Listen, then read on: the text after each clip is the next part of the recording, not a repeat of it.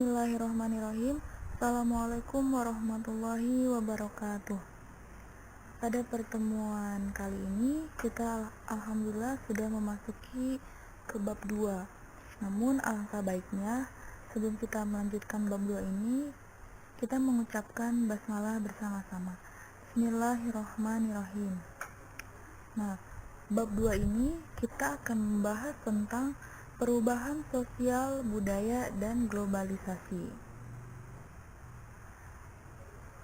Adapun tujuan pembelajaran dari bab 2 ini, yang pertama, dapat menjelaskan perubahan sosial budaya, yang kedua, dapat mendeskripsikan hakikat globalisasi, dan yang ketiga, dapat mengidentifikasi dampak globalisasi dan upaya menghadapi globalisasi. Nah, itu ketiga tujuan dari pembelajaran bab 2 ini. Kemudian di bab 2 kita akan membahas tentang perubahan sosial budaya dan globalisasi. Bagian awal akan membahas perubahan sosial budaya. Kemudian kita mempelajari hakikat perubahan sosial budaya, karakteristik perubahan sosial budaya, bentuk perubahan sosial budaya, faktor penyebab perubahan sosial budaya, dan faktor pendorong dan penghambat perubahan sosial budaya. Selanjutnya kita akan membahas hakikat globalisasi, dan bab ini ditutup dengan pembahasan mengenai dampak globalisasi dan upaya menghadapi globalisasi. Poin A, perubahan sosial budaya. 1. Hakikat perubahan sosial budaya. Perubahan sosial budaya merupakan gejala umum yang terjadi dalam setiap masyarakat. Perubahan itu terjadi sejalan dengan sifat dasar manusia yang selalu ingin berubah. Manusia selalu tidak pernah puas dengan apa yang dicapainya. Ia selalu berusaha mencari sesuatu yang baru, yang lebih baik daripada sebelumnya. Perubahan sosial. Nah, poin A, kita akan membahas tentang perubahan sosial. Perubahan sosial ini memiliki makna yang sangat luas ya, dan mencakup berbagai segi kehidupan seperti ekonomi, politik, dan sosial. Adapun pengertian mengenai perubahan sosial menurut tokoh sosiologi yaitu Sello Somadjan, perubahan sosial merupakan perubahan pada lembaga-lembaga kemasyarakatan di dalam suatu masyarakat yang mempengaruhi sistem sosialnya, termasuk nilai-nilai sikap dan perilaku di antara kelompok-kelompok dalam masyarakat. Nah, berdasarkan dari pandangan tokoh sosiologi tersebut, dapat diambil kesimpulan bahwa perubahan sosial menekankan pada lembaga-lembaga kemasyarakatan sebagai himpunan pokok manusia, di mana perubahan-perubahan itu mempengaruhi segala segi dalam struktur masyarakat. Kemudian perubahan sosial budaya yang positif itu dapat terjadi di dalam masyarakat apabila kita memiliki sikap toleransi, rasa ingin tahu, dan kreatif. Kemudian poin B yaitu tentang perubahan budaya. Nah, menurut Koentajar-Ningrat, perubahan budaya adalah proses pergeseran, pengurangan, penambahan, dan perkembangan unsur-unsur dalam suatu kebudayaan. Nah, proses itu terjadi karena interaksi antar warga pendukung kebudayaan lain dengan penciptaan unsur-unsur kebudayaan baru dan penyesuaian antar unsur kebudayaan tersebut.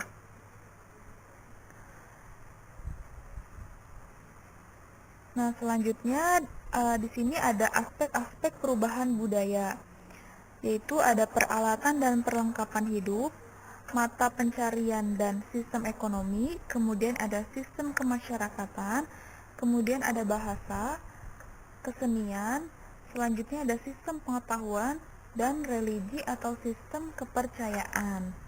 Nah, itu poin 1, aspek-aspek perubahan budaya. Adapun faktor utama perubahan budaya ada 3. Yang pertama ada inovasi, discovery, dan invention.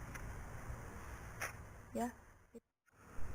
Nah, selanjutnya poin C, yaitu tentang perubahan sosial budaya. Nah, di slide sebelumnya kita telah mempelajari perubahan sosial dan perubahan budaya. Kemudian muncul istilah perubahan sosial budaya. Karena secara budaya atau kultural, masyarakat juga mengalami perubahan. Perubahan sosial dan perubahan budaya sebenarnya memiliki arti yang berbeda. Perubahan budaya itu lebih luas dibanding dengan perubahan sosial. Perubahan sosial merupakan perubahan yang dalam segi struktur dan hubungan sosial. Adapun perubahan budaya mencakup perubahan dalam segi budaya masyarakat.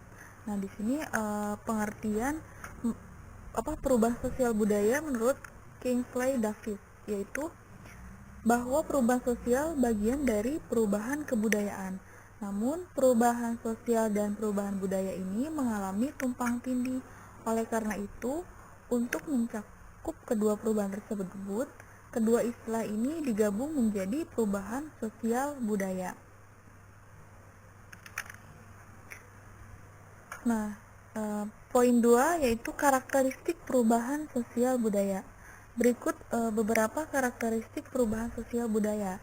Yang pertama, tidak ada masyarakat yang perkembangannya berhenti karena setiap masyarakat mengalami perubahan, baik secara lambat atau cepat. Poin yang kedua, perubahan yang terjadi pada lembaga kemasyarakatan tertentu akan diikuti perubahan-perubahan pada lembaga-lembaga sosial yang lain. Poin yang ketiga, perubahan-perubahan yang cepat biasanya mengakibatkan kekacauan sementara. Hal ini terjadi karena orang harus belajar menyesuaikan diri dengan perubahan yang terjadi.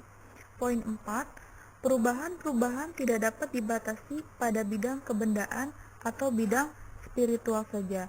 Kedua bidang itu saling berkaitan.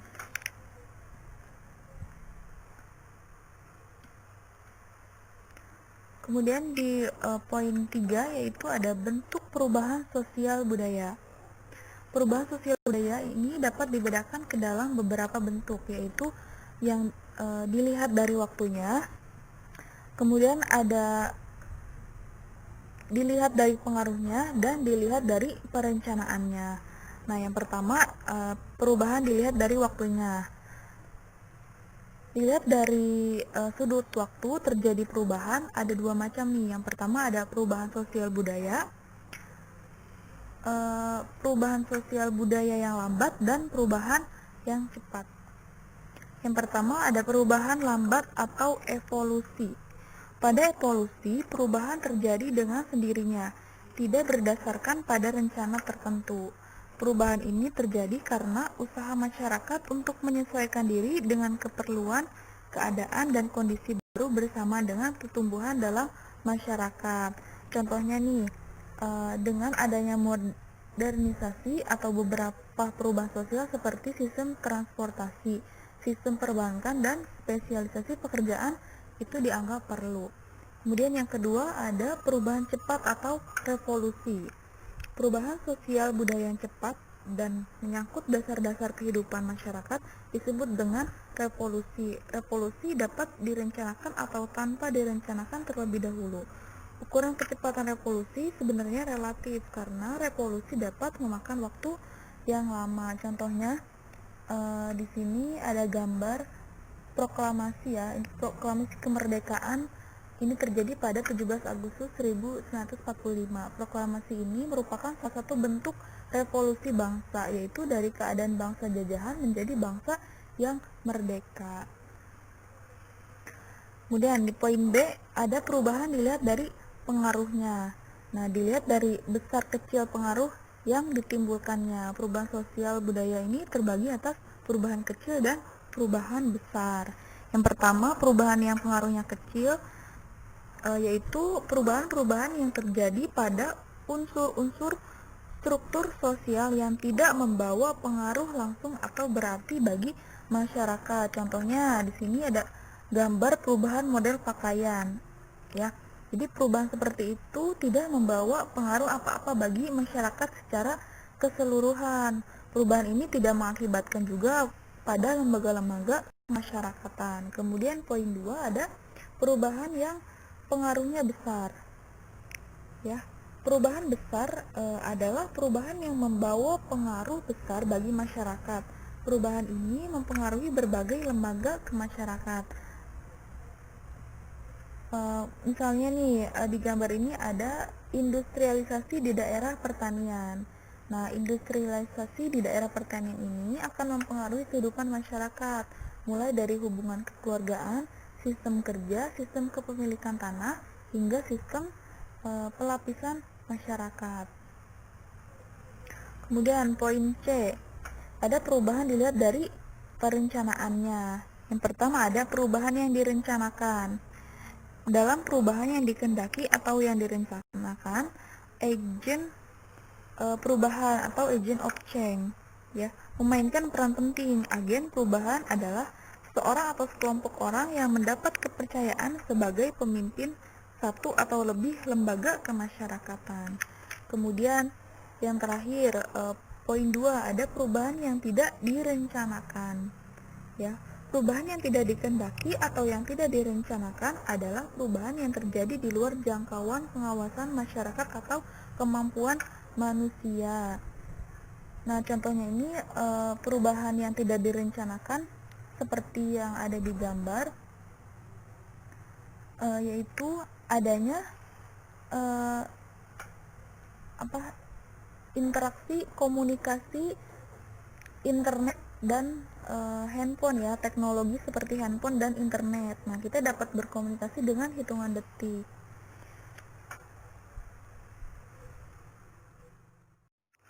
Nah, kemudian contoh dari perubahan yang tidak direncanakan juga yaitu seperti bencana alam seperti tsunami di Aceh pada tahun 2004, yang merupakan peristiwa yang tidak direncanakan. Bencana ini mengakibatkan ratusan orang kehilangan tempat tinggal, bahkan ratusan jiwa meninggal. Akibatnya terjadi banyak perubahan di masyarakat seperti berkurangnya jumlah penduduk. Nah, mungkin cukup sekian pembahasan di bab 2 ini. Semoga bermanfaat. Wassalamualaikum warahmatullahi wabarakatuh.